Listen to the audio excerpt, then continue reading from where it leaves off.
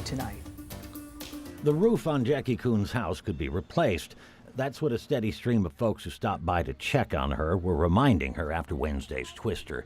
But beside it, something not so easily replaced, an entire grove of mature English walnut trees, the type of which can take a decade to produce a crop, spread out over 2 acres, maybe 20 in all, planted and lovingly cared for by her late companion, Elmer Kroll.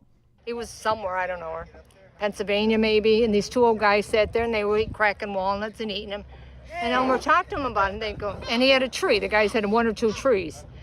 And he said, "You grew them?" He goes, "Yeah." He said, "Take some nuts home and plant them and they'll grow." It was about 30 years ago, give or take. First, when he was in the trailer, he planted them, and then when we built the house, him and I replanted them. And as their time together grew, so did the trees. We worked every year to harvest them.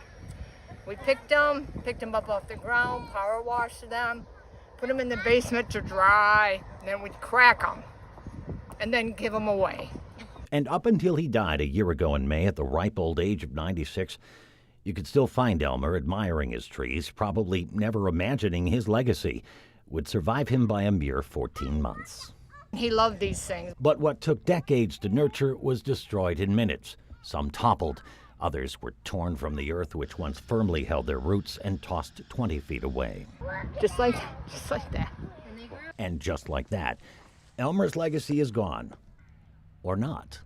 It may not be the end of something. It just may be the beginning of something else. Miles from this place, there's another hilltop on the eastern front of western New York, a plot of land of which I am familiar, and it is perhaps in this spot, if the soil is true, that with enough time and with enough patience, in a place with an abundance of reminders of the circle of life, and with the same TLC once shown by a man I never met, that a new day may dawn where Elmer's legacy might just live on. Dave McKinley, Channel 2 News.